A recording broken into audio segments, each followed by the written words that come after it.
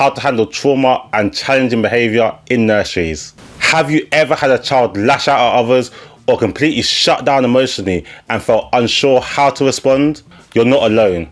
A recent report by the Anna Freud Center found that many early years practitioners don't feel prepared to support children experiencing trauma, aggression, or even bereavement. But in this video, I'll hopefully give you the confidence to face these challenges head on with compassion, structure, and support. But before we dive into that, welcome to the channel.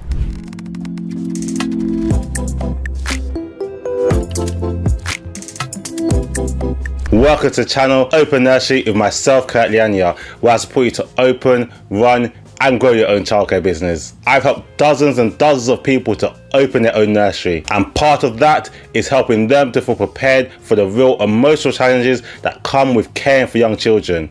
If you work in a nursery or are thinking about opening one, then this video is going to be incredibly useful. And if you want more real, honest content like this about both the business side and the emotional side of running a nursery, then make sure you hit that subscribe button, and also check out my other videos dealing with Ofsted, finding staff, and building a strong curriculum. But why does this matter? We all know that early years are a crucial time in a child's development, but behind the giggles and play-doh are real stories. Children who see more than they should have, or who are grieving, or who can't yet process their emotions. The Anna Freud Center found that many staff in early settings feel untrained and supported when it comes to helping children with trauma, which is heartbreaking because these children need our care the most, and often it's practitioners at the front line, nursery workers, key persons, room leaders, who are faced with these incredibly emotional behaviours and expected to manage them alone. But with the right knowledge, empathy, and consistency, you can support children through their healing and emotional regulation. Today,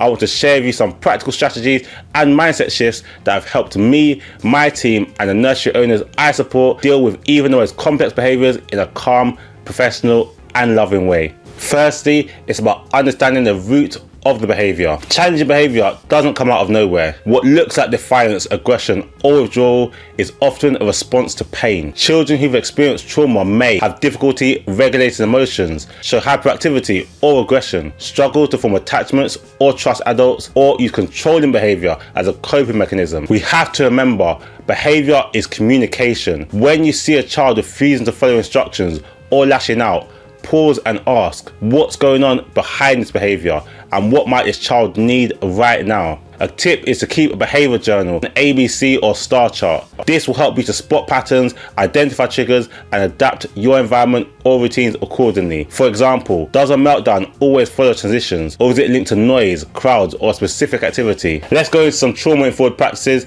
that you can use in your nursery setting. Children with trauma often feel like the world is unsafe and unpredictable. Providing a clear, predictable environment is the first step to helping them feel secure. Use visual timelines and daily picture schedules. Give countdowns before transitions. For example, in 5 minutes we'll tidy up, and reinforce routine phrases. After lunch we'll read a story. This structure helps reduce anxiety and empowers children to anticipate what's coming next. Why not try using emotion coaching? Instead of trying to shut down a child's big emotions, lean into it. You can say things like, I can see you're really frustrated right now, and it's okay to feel that way. Let's stomp our feet together. Then take some deep breaths. This teaches children that their emotions are valid and manageable. You could try creating an emotions board with faces showing different feelings, and use it during circle time to help build emotional vocabulary. Some behaviours stem from sensory overwhelm, too much noise, light, or stimulation. To support this, you could provide fidget toys, chewable jewelry, weighted lap pads, or soft textured items, and create calm zones or sensory tents with dim lighting and soothing visuals. Give children language. Do you need a squishy toy? Shall we go to a quiet tent? And think about one-to-one support or attachment figures. Traumatized children need relationships built on consistency and trust. Assign a stable, emotionally available key worker and protect that bond. Make time for short check-ins, like how are you feeling today? And celebrate small moments of connection, maybe a shared smile or story time together. And try not to take things personally. This is for your well-being. If a child lashes out, refuses to join in, or calls you names,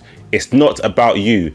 you're likely witnessing a trauma response. Keep your body language soft, stay close but non-threatening, and offer them a safe space. They may test boundaries and relationships repeatedly. Your calmness is what teaches them that adults can be trusted. And what about bereavement or grief? Young children don't grieve the same way adults do. Their understanding of death develops gradually. If you have a child that suffered grief, try to use storybooks like Goodbye Mog, The Memory Tree, or Water Bugs and Dragonflies. This can open up discussions about death and loss. When reading, read slowly, pause and ask open questions like, how do you think the bunny feels? And make sure you have open communication with parents. Check in with them gently and ask questions like, would it be okay to talk about what's happened in nursery? And remember to respect their preferences and cultural or religious beliefs. Ask what they've explained to the child and use the same terms in your nursery. Children may not have words, but sometimes they can draw sadness, act it out with dolls, or show it through play. Offer paints, small world play, or motion puppets as outlets, and follow their lead and be ready to listen. Working with children who've experienced trauma is emotional, and you will likely need your support too. If you're a nursery owner, build in regular debrief sessions with your team where you encourage reflective practice journals, hold short trauma awareness meetings every term, and celebrate staff who handle tough moments well. If you're a practitioner, don't suffer in silence. Speak to your SENCo, use supervision sessions to offload, and seek external continuous professional development, or sign up for free webinars like those from the Anna Freud Center and Young Minds. They both offer brilliant sessions. Dealing with trauma can be challenging, but hopefully these tips can not only help to support the child, but also the family and yourself. If you've experienced a child going through trauma or grief and you've helped to support them, please do drop a comment below to let others know what worked for you. And don't forget to like this video if it gave you practical tips, and share it with another nursery worker who might benefit. And as always, subscribe for more videos that give you the real tools to open, run and grow a successful nursery. And if you want personal support in setting up your own nursery, don't forget to visit opennursery.co.uk, or drop me a comment, or feel free to click the link that's on the screen now to send me a message about where you might need support. Remember, you're not alone in this journey and you're doing incredible work, so feel free to reach out. On the screen now is a video that YouTube thinks you'll find useful. Feel free to click it to continue your learning. But wherever you go, thank you for watching and God bless.